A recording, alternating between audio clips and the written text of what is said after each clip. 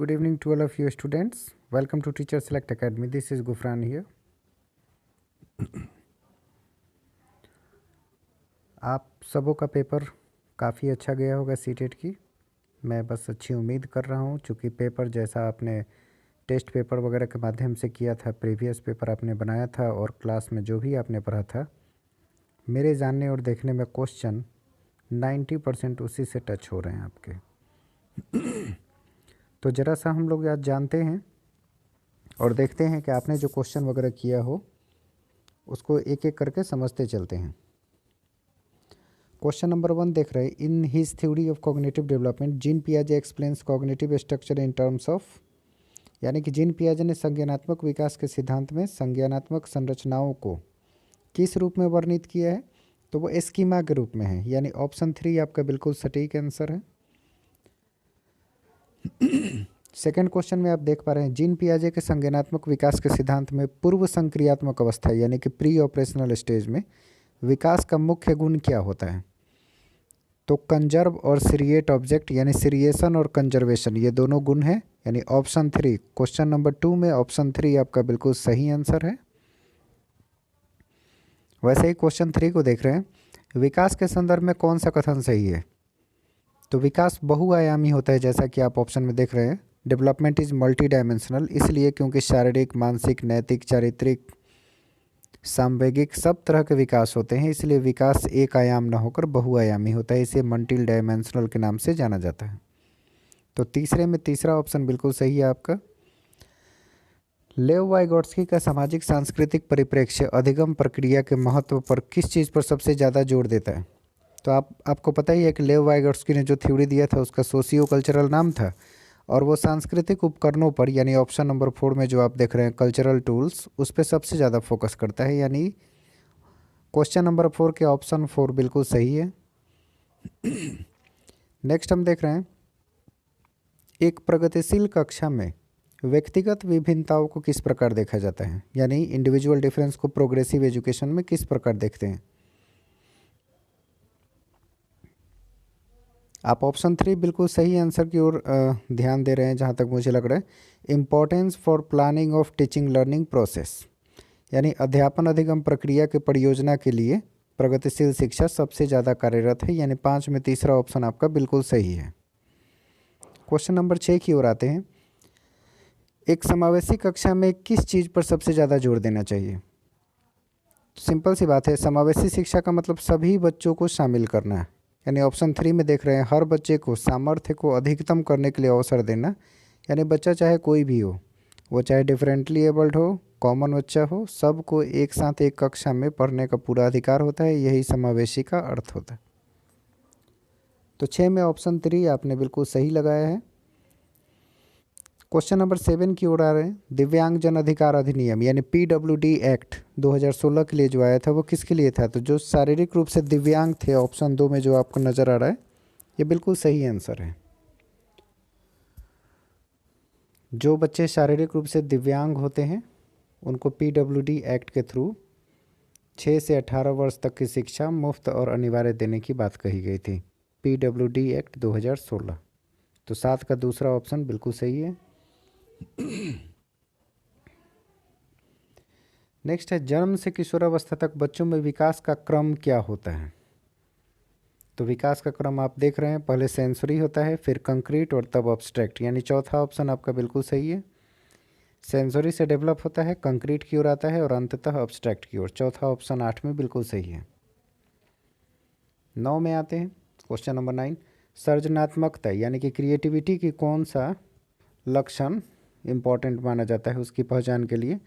तो आपको पता है क्रिएटिविटी डाइवर्जेंट थिंकिंग वाले बच्चों में पाई जाती है। ऑप्शन नंबर 1 9 का बिल्कुल सही है, इसमें कोई डाउट जैसी बात नहीं है। क्वेश्चन नंबर 10 को देखिए जरा सा। विविध पृष्ठभूमि के अधिगमकर्ताओं को संबोधित करने के लिए एक अध्यापक को क्या करना चाहिए? यानी जब स्टूडेंट डाइवर्स बैकग्राउंड से आते हैं अलग अलग, तो टीचर को उन्हें पढ़ाने के लिए कैसे होना चाहिए? आप ऑप्शन देख रहे हैं, draw example from diverse setting, मतलब ऐसे एग्जाम्पल सेट करें, ऐसे एग्जाम्पल प्रस्तुत करें जो अलग अलग विविध अलग अलग चीज़ों को संबोधित कर रहे हों और उनमें बैठे तमाम बच्चों के लिए वो एक बेहतर विकल्प के रूप में हो जो सबको समझ आए। तो डाइवर्स क्लासरूम में पढ़ाने के लिए हमारे पास एग्जाम्पल भी डाइवर्स होना चाहिए, यानी कई तरह से एक सवाल के जवाब को समझाया जा सके, ये डाइवर्सिटी टीचर में होना चाहिए। तो 10 के ऑप्शन 1 को आप देख रहे हैं, क्वेश्चन 10 का ऑप्शन नंबर 1 बिल्कुल सही है। Draw examples from diverse setting. Question number 11 की ओर आते हैं। Problem solving abilities can be facilitated by, यानी समस्या समाधान क्षमताओं को किस प्रकार सुसाध्य किया जा सकता है। तो focusing on drill and practice, problem solving एक स्किल है और स्किल हमेशा प्रैक्टिस से ही आती है, आपको पता है। तो 11 का चौथा ऑप्शन आप बिल्कुल सटीक आंसर कर सकते हैं। क्वेश्चन नंबर 12 को देख रहे हैं। अधिगम कठिनाइयों से जूझते छात्रों की ज़रूरतों को संबोधित करने के लिए एक अध्यापक को क्या नहीं करना चाहिए। यहाँ फोकस है हमारा क्या नहीं करेंगे हम। कंस्ट्रक्टिव पेडागोगिकल अप्रोच यानी ऑप्शन 1 का प्रयोग करेंगे। इंडिविजुअलाइज्ड एजुकेशनल प्लानिंग को करेंगे। प्रैक्टिस रिजिड स्ट्रक्चर, रिजिड का मतलब होता है कठोर या जटिल चीज़ों को बना देना, जो बिल्कुल गलत है और हमें गलत ही चुनना था। 12 का तीसरा नंबर ऑप्शन आप देख रहे हैं बिल्कुल गलत है, तो 12 का उत्तर आप 3 कर लेंगे। क्वेश्चन नंबर 13 की ओर आ रहे हैं। जैसा कि आप देख पा रहे हैं, मैं पेपर 1 का जेड सेट को मैंने आपके सामने प्रस्तुत किया है। शर्मिंदगी क्या है? तो शर्मिंदगी कई बार हमारे कॉग्निशन पे, हमारी नॉलेज पे एक नकारात्मक प्रभाव डालती है, यानी ऑप्शन 1 बिल्कुल सही है। क्वेश्चन नंबर 14 को देखेंगे। निम्नलिखित में से अध्यापन अधिगम का सबसे प्रभावशाली माध्यम कौन सा है? हिंदी और इंग्लिश दोनों मीडियम के लोग आसानी से क्वेश्चन को देख सकते हैं। सीटेट के जैसे प्रश्न है, हमने उसी को स्कैन करके आपके सामने प्रस्तुत किया है।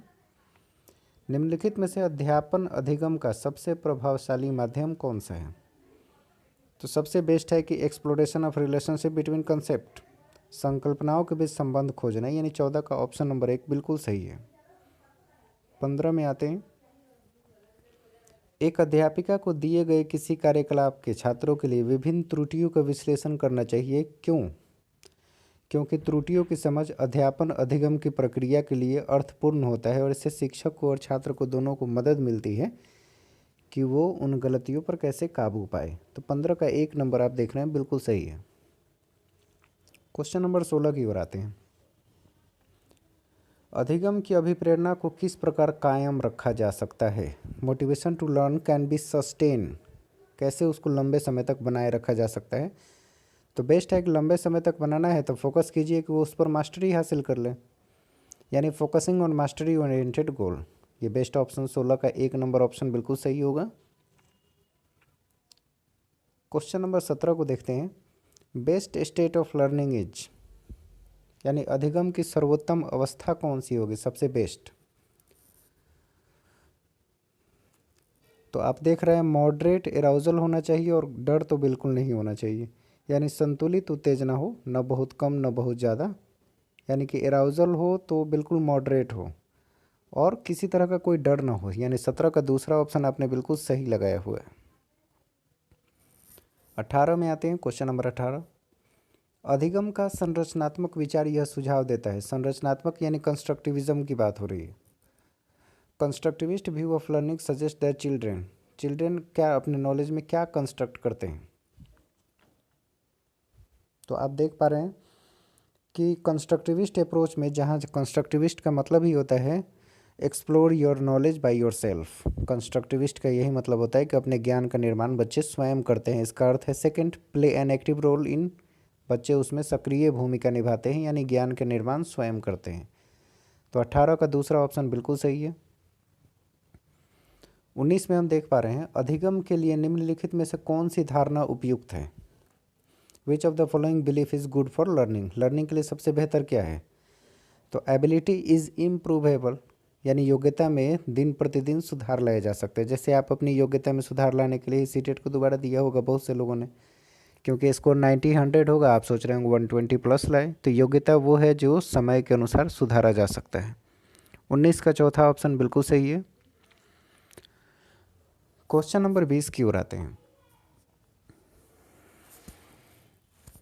निम्नलिखित में से कौन सी परिपाटी विद्यार्थियों में संकल्पनात्मक समझ में बढ़ोतरी करने में सहायक है? संकल्पनात्मक समझ रहे हैं, कंसेप्चुअल अंडरस्टैंडिंग की बात हो रही है। तो कौन सा मतलब एक्टिविटी से वो इम्प्रूव हो सकता है? अगर हम बच्चों में संकल्पना को बढ़ावा देना चाहते हैं तो बेहतर है कि इंक्वायरी एंड डायलॉग यानी अन्वेषण और संवाद को बढ़ावा दे। यानी 20 का तीसरा ऑप्शन बिल्कुल सही होगा आपका कि हम इंक्वायरी बेस्ड लर्निंग करें और डायलॉग के मेथड से अपना कंसेप्चुअल अंडरस्टैंडिंग डेवलप कर सकते हैं। क्वेश्चन नंबर 21 की ओर आते हैं। It is difficult for children to learn when. बच्चों को सीखने में कठिनाई होती है कब? सीखने में कठिनाई होती है कब होती है? आप ऑप्शन देख रहे हैं। आंतरिक रूप से अभिप्रेरित हो, अधिगम सामाजिक संदर्भ में हो, विषय को बहुरूपों में प्रस्तुत किए जाए।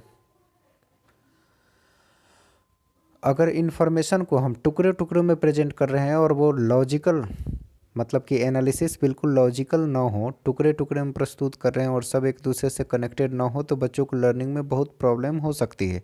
यानी 21 का प्रॉब्लम कोई कर सकता है क्वेश्चन नंबर 21 में, तो वो चौथा ऑप्शन है और यही सबसे सही है कि सूचना अलग अलग टुकड़ों में प्रस्तुत की जाती है। सबको मिला के उसे सिंथेसाइज करने की कोशिश नहीं की जाती, बल्कि एनालाइज करके ही टुकड़ों में प्रस्तुत कर दी गई, उसका कोई सिंथेसिस नहीं हो पाता।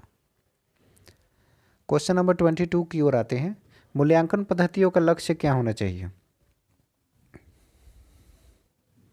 मूल्यांकन पद्धतियों का लक्ष्य क्या होना चाहिए? तो मूल्यांकन का अर्थ ही है कि वो शिक्षक और छात्र दोनों में सुधार की प्रक्रिया को बढ़ावा देता है और उनकी ज़रूरतों के अनुसार काम करता है।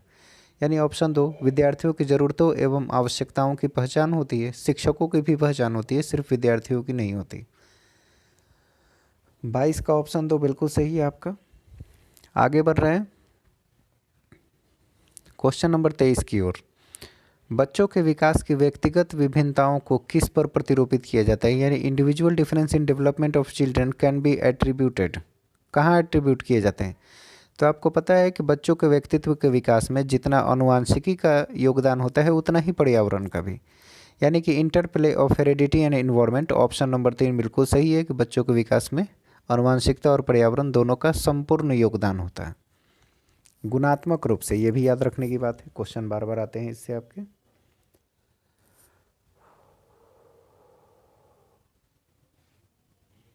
अगले क्वेश्चन की ओर बढ़ते हैं। Question number 24। एक कार्य के दौरान सायना स्वयं से बात कर रही है कि वह कार्य पर किस प्रकार प्रगति कर सकती है।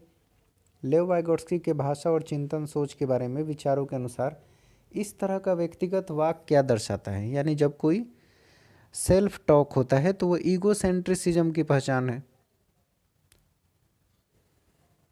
अगर कोई अपने आप से बात करे और स्वयं से बात करके अपने आप को निर्देशित करे तो वो सेल्फ रेगुलेशन होता है। लेकिन यह निर्देशित करने की बात नहीं है, सिर्फ अपने आप से बात करना है और कार्य पर किस प्रकार प्रगति कर सकते हैं उस पर वो सोचते और विचारते हैं। तो बेहतर है कि वो अपने आप को एक दिशा देने की कोशिश कर रहे हैं, इसलिए यह सेल्फ रेगुलेशन कहलाएगा। लेकिन वाइगोट्स्की सेल्फ रेगुलेशन की बात ना करके ईगो सेंट्रिसिज्म की बात करते हैं, ये आपको ध्यान रखने की बात है। वाइगोट्स्की के भाषा और चिंतन के अनुसार व्यक्तिगत वाक यानी कि प्राइवेट स्पीच क्या कहलाती है? ईगो सेंट्रिसिज्म की पहचान है। यानी 24 का ऑप्शन 2 कीजिएगा, एक नहीं। एक बहुत ज़्यादा सटीक नहीं है, क्योंकि एक वाला जो ऑप्शन है वो अपने आप अकेले के लिए सही है, लेकिन जब वाइगोट्स्की का नाम आ गया तो वाइगोट्स्की सेल्फ रेगुलेशन की बात नहीं करते बल्कि ईगो सेंट्रिसिज्म की बात करते हैं। ये किसी स्टूडेंट का आंसर लगाया हुआ है, आप बिल्कुल परेशान मत होइएगा। 24 का दूसरा आंसर कर लीजिएगा, ईगो सेंट्रिसिज्म। प्राइवेट स्पीच हमेशा ईगो सेंट्रिसिज्म की पहचान है।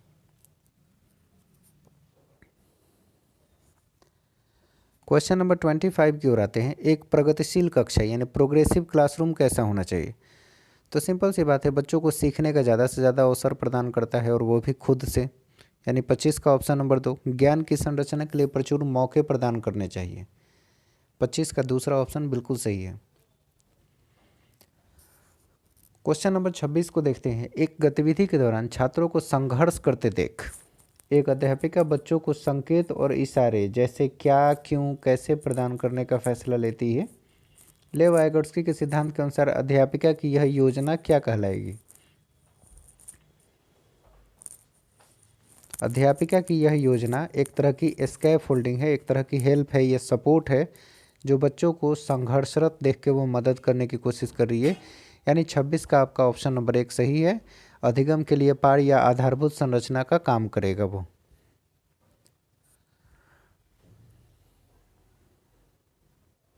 क्वेश्चन नंबर 27 को देखते हैं। एक खेल क्रिया के दौरान चोट लगने पर रोहन रोने लगा।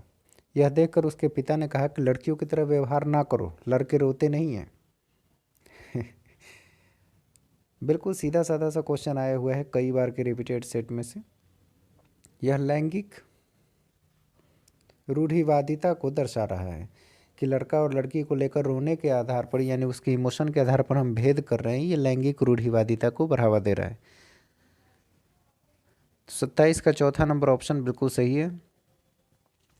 क्वेश्चन नंबर 28 की ओर आते हैं। बहुबुद्धि सिद्धांत जोड़ देता है, यानी मल्टीपल इंटेलिजेंस थ्योरी, जो कि गार्डनर के द्वारा दिया गया था। इसमें उन्होंने एक लाइन कहा था, मैं बार बार रिपीट करता हूँ, that intelligence is not a single entity but a set of abilities. कोई एक अकेला अवयव नहीं होता इंटेलिजेंस, बल्कि योग्यताओं के एक समूह होता है। यानी कि बुद्धिमत्ता की विभिन्न दशाएं हैं, मल्टीप्लिसिटी को प्रेजेंट करता है, सेवरल फॉर्म्स ऑफ इंटेलिजेंस। यानी 28 का दूसरा ऑप्शन बिल्कुल सही है।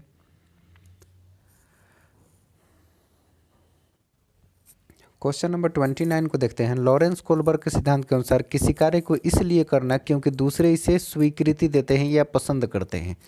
तो नैतिक विकास का ये चरण प्री कन्वेंशनल स्टेज का है। प्री कन्वेंशनल पार्ट 2, मतलब हर स्टेज में 2-2 पार्ट हैं। तो ये प्री कन्वेंशनल जो फर्स्ट स्टेज है उसके दूसरे पार्ट में आता है कि हम काम दूसरों को अच्छा लगने या दिखाने के लिए करते हैं, या दूसरों की नज़र में बेहतर बनने के लिए करते हैं। तो ये आपका प्री कन्वेंशनल से कनेक्टेड है, यानी 29 का ऑप्शन नंबर 4 बिल्कुल सही है। अब क्वेश्चन नंबर 30 की ओर आते हैं। पेडागॉगी का ये लास्ट क्वेश्चन है पेपर 1 का। बच्चों के समाजीकरण के संदर्भ में कौन सा कथन सही है? आप समाजीकरण के बारे में पूरा चैप्टर ही पढ़े हैं, एक एक लाइन आप जानते हैं। समाजीकरण के कारक के रूप में परिवार हमारे लिए महत्वपूर्ण होता है और प्राथमिक कार्य है, जबकि समाज और बाकी चीज़ें हमारे लिए द्वितीय कारक के रूप में काम करती है। तो तीसरे का चौथा ऑप्शन बिल्कुल सटीक है, सही है, इसमें कोई डाउट नहीं है। मुझे उम्मीद है कि मेरे पढ़ाए हुए जो भी बच्चे हैं वो 30 आउट ऑफ 30 इस बार भी लाए होंगे। पिछली बार भी तकरीबन 25 लोगों ने बोरिंग रोड और अशोक राजपथ मिलाकर तकरीबन 25 लोगों ने 30 आउट ऑफ 30 स्कोर किया था, और मैं उम्मीद करता हूं कि इस बार और ज़्यादा लोगों ने अच्छा स्कोर किया होगा, क्योंकि पेपर शुरू से ही मैं बता रहा था बहुत ही मॉडरेट है। तो आपको ये एनालिसिस और आंसर कैसा लगा आप ज़रूर मैसेज कीजिए, मुझे बताइए। शॉर्ट टर्म में, कम समय में मैंने आपको 30 क्वेश्चन का आंसर करके दिया, और अपने जानने वाले लोगों के बीच इसे शेयर कीजिए। मैं teacher select academy Patna, Ashok Rajpath और बोरिंग रोड हेड बात कर रहा हूँ। मेरा नाम डॉक्टर गुफरान है। Best of luck all of you. बिल्कुल टेंशन नहीं लेना है, पेपर बहुत ही मॉडरेट है, आपका स्कोर बहुत ही अच्छा होगा, बिल्कुल विश्वास रखें। एक सेट कंप्लीट हुआ, दूसरे सेट के लिए मैं फिर आगे बढ़ता हूँ। तब तक के लिए सबको बाय बाय, गुड लक।